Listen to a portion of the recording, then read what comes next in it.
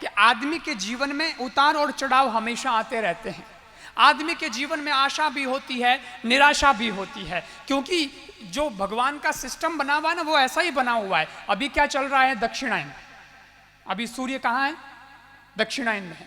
अभी दक्षिणायन चल रहा है, लेकिन 14 जनवरी या 15 जनवरी जो है, उसके बाद में सूर्य आ जाएगा उत्तरायण में। इसका मतलब सूरज को भी बेचारे को परिस्थितियां तो बदलती है वहां भी।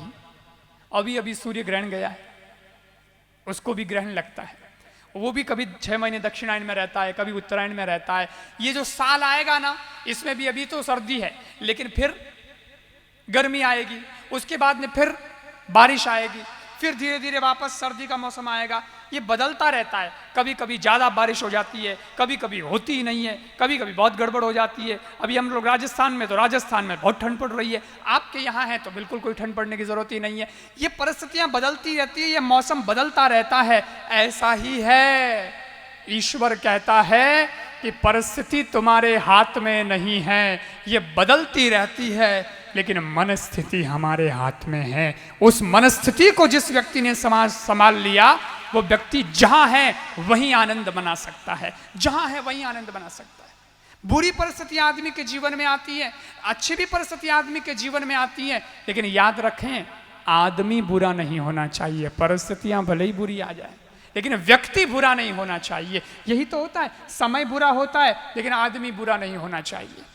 कुछ लोग बुरे हुए इस इतिहास में, तो उन लोगों का आज कोई स्मरण नहीं करता। आपको पता है, हमारे यहाँ इतिहास में पढ़ाया जाता है, चंगेज खां, नादिर शाह, तैमूर लंग, ऐसे ऐसे लोग हुए, इतने क्रूर लोग हुए, हाथ के हाथ काट दिए, सर के सर काट दिए, पैर के पैर काट दिए।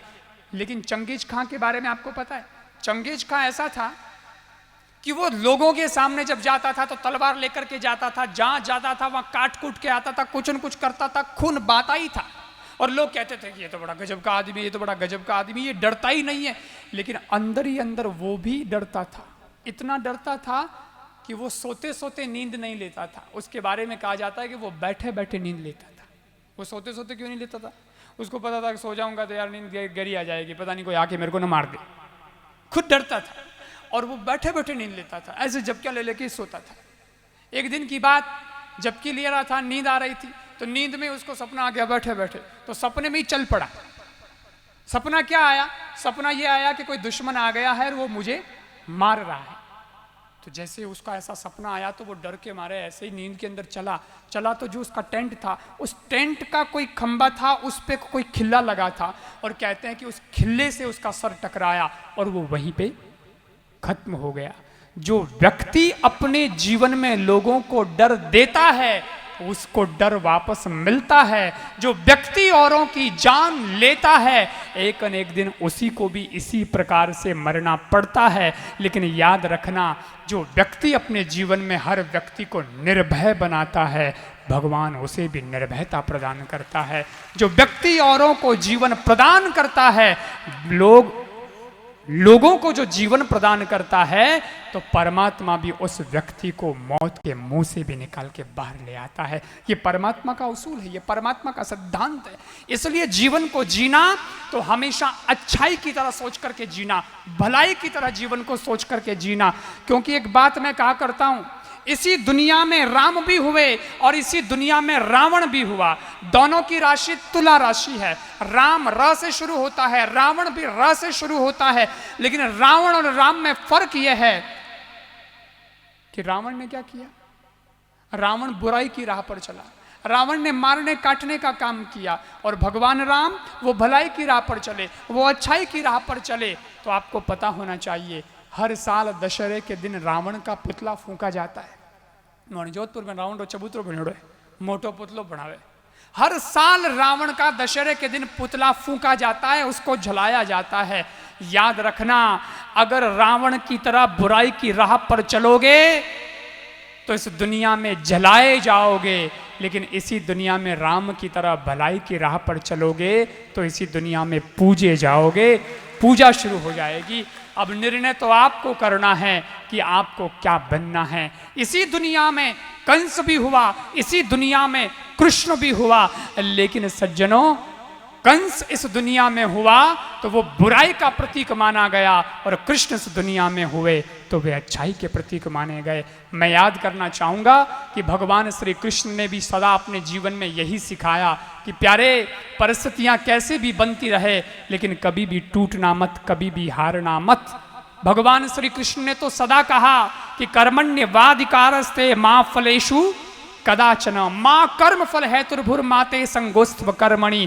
अर्जुन जब निराश हो गया तो श्री कृष्ण भगवान ने तो कहा था, आओ हतो वा प्राप्स्यसि स्वर्गम जित्वा वा भोक्ष्यसे मयम् तस्माद् उत्तिष्ठ कौन्तेय युद्धाय कृत निश्चय। ऐ अर्जुन, घबराना नहीं, अगर तू मर गया ऐसे ही युद्ध करता है और युद्ध करते करते अगर मरता है तब तो लोग कहेंगे कि वीर गति को प्राप्त हुआ है, बहुत बढ़िया रोल प्ले किया, और अगर जीत गया तो सारी धरती का मालिक तो होगा। लेकिन मैदान छोड़कर के अगर भाग जाएगा तो न तो वहाँ वाहवाही होगी न यहाँ वाहवाही होगी, उल्टी तेरी निंदा होगी, बुराई होगी। देख लेना अब तू, फौज के अंदर आज भी नियम है, युद्ध हो रहा हो और ऐसे में कोई बंदा डर जाए, थोड़ा सा दिल से कायर हो, डर जाए और वो भागने लगे तो भागते हुए कोई गोली मार दी जाती है, भागते हुए कोई गोली मार दी जाती है। क्यों? क्योंकि तू अगर भागेगा तो तने दे गंदू जुड़े ना जाए, तो दूजा ने गड़बड़ करी, इसलिए उसको वहीं पे जिंदा ही नहीं रहेगा, उसको गोली मार दी जाती है।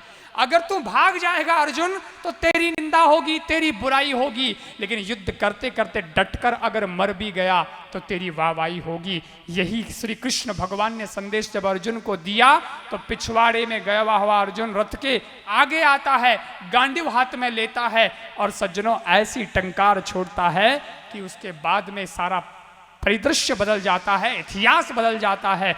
5 पांडव उधर 100 कौरव, लेकिन कौरव हार जाते हैं, पांडव जीत जाते हैं। मैं भी आपसे यही निवेदन करना चाहता हूँ कि अपने साथ में जब भी ऐसी परिस्थितियाँ बने और मन करता है कि भाग जाऊं या कई बार मन करता है कि मर जाऊं, तो ऐसे में कृष्ण भगवान को याद कर लेना। हम सब तो अर्जुन ही हैं। वैसे तो दुर्योधन भी था, लेकिन दुर्योधन का सलाहकार शकुनी था तो दुर्योधन हार गया, लेकिन अर्जुन का सलाहकार कृष्ण था तो अर्जुन जीत गया। वैसे अपने जीवन में भी सलाहकार बनने की जब बात आए, सलाहकार बनाने की जब बात आए तो कृष्ण को चुन लेना। इस दुनिया में महाभारत हमेशा होता है, तब तो वो कुरुक्षेत्र के अंदर हुआ था, लेकिन यहाँ अपने जीवन में हर रोज महाभारत होता है। उस महाभारत को जिताने में भी कृष्ण ही आगे आएंगे। और कृष्ण कभी ये नहीं कहते कि ले तू सो जा मैं लड़ लूंगा, क्योंकि भगवान तो सब कर सकता है तो लड़ भी सकता है। लेकिन कृष्ण ने ये नहीं कहा अर्जुन को कि तू सो जा। अर्जुन जब कहता है कि मैं नहीं लड़ूंगा तो भगवान तो ये भी कह सकते थे, जा बेटा रजे ओजन हुजा मैं लड़ लूं और सुदर्शन चक्र चलाऊं, अगला निवेड़ ना जाए। लेकिन नहीं, भगवान ने ये नहीं कहा। अर्जुन को कहा मैं तेरा मित्र हूं, मैं तेरा गुरु भी हूं, मैं तेरे साथ खड़ा भी रहूंगा, मैं तेरा रथ भी चलाऊंगा। पर अर्जुन, गांडीव धनुष से तीर तो तुझे ही छोड़ने पड़ेंगे, निशाना तो तुझे ही लगाना पड़ेगा। बस ऐसे ही भगवान कहता है कि मैं तेरे साथ खड़ा हूं, लेकिन कर्म मेहनत तो तुझे ही करनी पड़ेगी। और जो व्यक्ति ये मेहनत करेगा निश्चित रूप से ईश्वर की रहमत भी प्राप्त करेगा। मैं यही निवेदन करना चाहता हूँ कि हम सब लोग अपने जीवन में इन सूत्रों को अपना लें और जीवन को आगे बढ़ाएं।